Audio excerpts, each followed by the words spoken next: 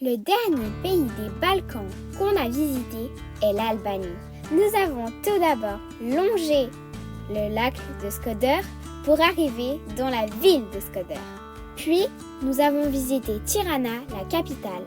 Ensuite, nous sommes passés par Berat, les temples d'Apollonia et les deux villes, Vlora et Imare. Nous sommes encore allés à Gjirokastër, au parc national de Butrint et à Konispol. Nous terminons ce passage sur cette côte par 2 jours en Grèce, d'où nous avons pris le ferry. Il paraît qu'en Albanie, il fait beau 300 jours par an. Il faut croire qu'on n'a pas de chance, car il pleut beaucoup quand on arrive. Chez nous, on dit qu'il roille quand il pleut beaucoup. L'Albanie est 2 fois et demi plus grand que la Suisse. On y part de l'albanais et on paye avec des lacs. Les Albanais ont plusieurs traditions. Par exemple, celle de fabriquer un alcool qui s'appelle le raki. Le soir, ils aiment sortir dans la rue pour discuter en famille ou entre voisins. Ça s'appelle le Gjiro. La première ville que nous visitons en Albanie est Skëder. Dans cette ville, chaque commerce a sa spécialité. On a bien aimé s'y promener et voir la vie qui n'est pas du tout comme chez nous. Ce qui est sûr, c'est qu'on peut acheter des fruits et des légumes partout.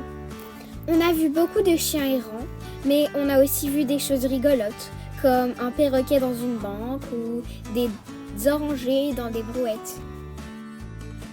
Après avoir traversé la ville, on est monté au château de Rozafa.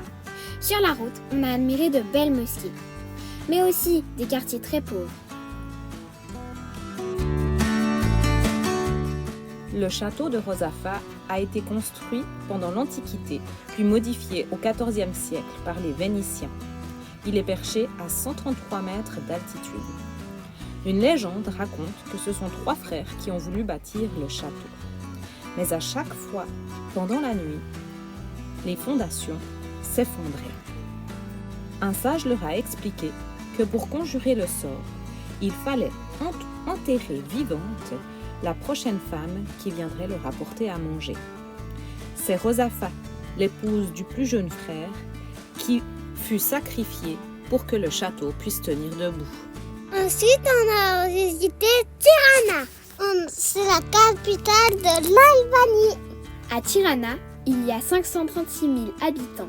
On a commencé par nous promener sur la place Skanderberg, d'où l'on peut voir des musées, une grande statue de Skanderberg, une belle mosquée et une tour en forme d'homme. Tirana est une belle ville moderne qui contient aussi de belles mosquées, ainsi que de nombreux musées. Nous, on a choisi de visiter le musée de l'espionnage. On comprend que ce pays a vécu des temps difficiles et on peut y voir quel matériel était utilisé pour espionner les gens durant la période communiste. On a aussi grimpé les 877 marches de la pyramide de Tirana pour profiter de la vue. On a aussi vu les vêtements traditionnels dans les vitrines. Ils sont beaux et ont beaucoup de détails. C'était chouette de se promener au marché où l'on a pu goûter à des fruits comme ceux de l'arbusier ou sentir des odeurs de tabac séché.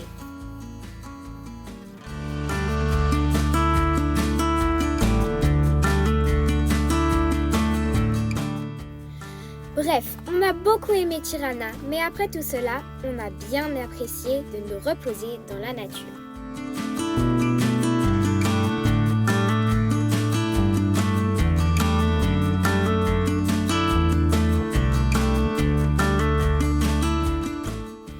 Même trouvé des fossiles au bord du lac. En Albanie, il y a aussi des belles montagnes, des forêts et des rivières. On y voit beaucoup d'animaux sauvages. On a ensuite pris la route pour visiter Berat, la ville aux 1000 fenêtres. Cette ville se trouve au centre de l'Albanie et elle possède un des plus beaux centres historiques des Balkans. C'est pour ça qu'elle est inscrite au patrimoine mondial de l'UNESCO. Il y a 3 quartiers principaux avec des maisons ottomanes. C'est des maisons serrées les unes contre les autres et elles sont blanchies à la chaux.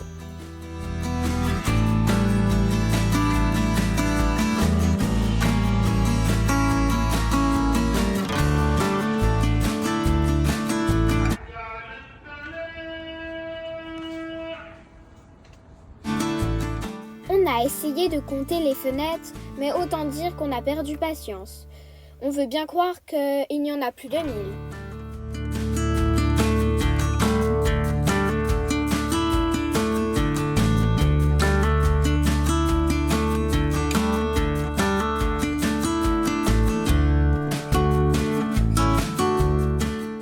Notre prochaine visite a été le temple d'Apollonia.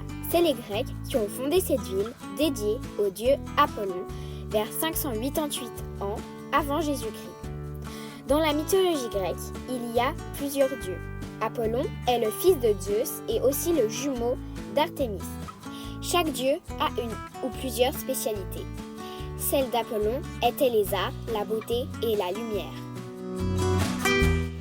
Les historiens pensent que la ville d'Apollonia comptait 50 000 habitants. Cicéron et Jules César y sont venus pour étudier l'éloquence et la philosophie. La ville a été partiellement détruite par un tremblement de terre quelques siècles plus tard. Un archéologue français, Léon Ray, a mené des fouilles ici pendant de nombreuses années.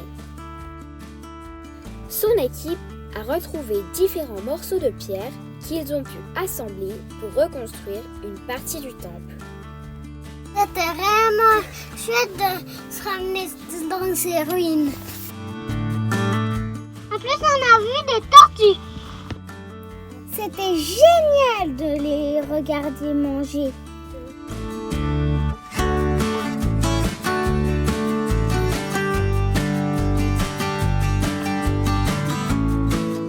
On a repris la route jusqu'à Vlora. On a trouvé un super camping dans une pinède. D'un côté, il y avait une lagune avec plein de flamants roses. Et de l'autre côté, une magnifique plage. En nous promenant au bord de la lagune, nous rencontrons 2 magnifiques chevaux. Ensuite, nous trouvons des flamants roses. Le flamant rose est une espèce d'oiseau qui vit en Afrique, en Asie et au sud de l'Europe, notamment en Albanie. Ces oiseaux ont cette couleur grâce à ce qu'ils mangent, c'est-à-dire des crustacés. Les flamants roses se déplacent en colonies.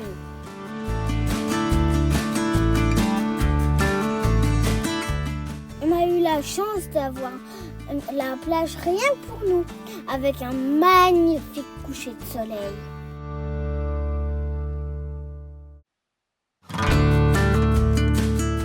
On a continué la route vers le sud. Sur la route, on s'est arrêté pour avoir un point de vue. Les paysages étaient splendides. J'ai adoré cette randonnée. Il paraît même que Jules César, il a passé par là. On arrive ensuite à Imare, où l'on prend le temps de profiter de ces plages et de nous documenter un peu sur l'Albanie. On a appris par exemple qu'elle contient plus de 175 000 bunkers ou encore que pour dire oui, les Albanais secouent la tête et qu'ils acquiescent pour dire non. On sait aussi qu'il n'y a pas de McDo en Albanie, ni au Monténégro, en Islande et au Vatican d'ailleurs. Et en 2019, les Albanais ont établi le record du plus grand sandwich aux légumes du monde. Il mesurait 2,15 mètres de long. On a aussi appris que l'aigle est le symbole de l'Albanie. Il se trouve d'ailleurs sur leur drapeau. Les 2 têtes de l'aigle symbolisent l'union entre le nord et le sud du pays. L'oiseau lui-même symbolise la liberté et la force et le fond rouge du drapeau symbolise le sang des personnes qui ont donné leur vie pour l'Albanie. Après ces jolis moments passés à la mer, on explore ces montagnes. Et puis, on arrive à la ville de Gjirokastër. C'est une cité ottomane, ça veut dire qu'elle a été créée par les Turcs. Elle est surnommée la ville de pierre ou la ville penchée. Nous mollets, ils ont bien compris pourquoi. Cette ville contient le plus grand château d'Albanie et un magnifique bazar.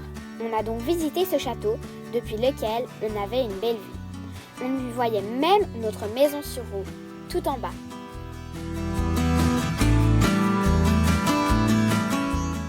Ensuite, on a traversé le bazar où on a pu voir différentes sortes d'artisanat. Et puis, on a visité un musée qui se trouvait dans un tunnel en dessous du château. Dans ce musée, on a vu des objets de différentes époques.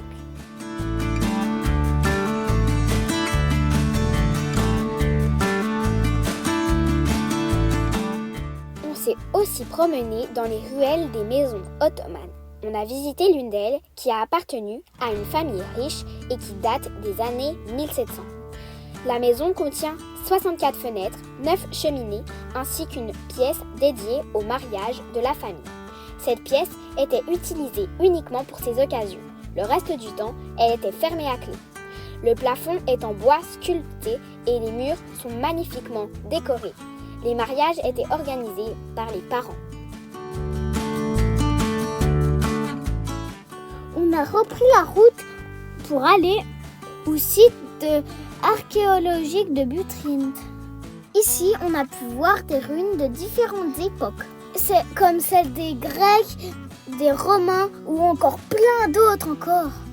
Il y a plus que 2500 ans d'histoire ici. Attention, il peut y avoir des serpents. C'était vraiment chouette de se promener dans ces ruines où les arbres poussent par-dessus. En plus, c'était le jour d'Halloween, alors on a joué à se faire peur. Dans cette ville, il y avait des thermes, un théâtre, des maisons et elles étaient protégées par des murailles. On a beaucoup appris sur l'histoire. Ça nous a donné envie de visiter d'autres sites archéologiques.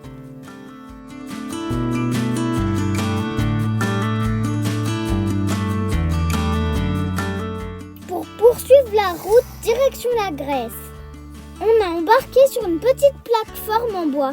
Oh, heureusement, on est arrivé de l'autre côté sans couler.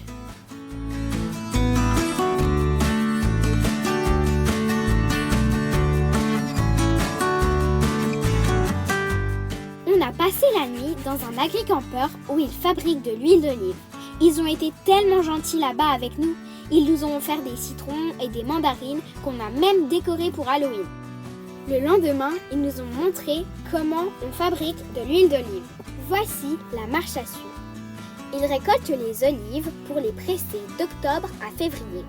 Les agriculteurs de la région amènent leurs olives au moulin. Ils vident leurs sacs d'olives dans la trémie. Les olives montent ensuite sur un tapis roulant pour être soufflées. Les déchets sont propulsés à l'extérieur sur un gros tas. Ensuite, les olives sont encore lavées pour être broyées avec leur noyau en une pâte grumeleuse. Finalement, cette pâte est passée à la centrifugeuse, une machine qui tourne à grande vitesse pour séparer le liquide du solide. La partie liquide passe encore dans une autre centrifugeuse pour garder uniquement l'huile et enlever l'eau et les impuretés qui sont plus lourdes. Nous passons ensuite la frontière de la Grèce où nous avons passé 2 jours avant de prendre le ferry pour l'Italie. On aurait bien aimé rester plus longtemps en Grèce car c'est un pays très intéressant et en plus il fait bon chaud. Mais nous avons encore plein de choses à découvrir dans d'autres pays. En attendant, nous gardons plein de souvenirs de l'Albanie. Moi, ce que j'ai préféré, c'est la nature, les paysages et la nourriture. Moi, ce que j'ai préféré, c'était les mandarines qui étaient cueillies des arbres super fraîches. Moi, j'ai beaucoup aimé de courir sur la plage et puis aller dans l'eau et puis jouer au sable.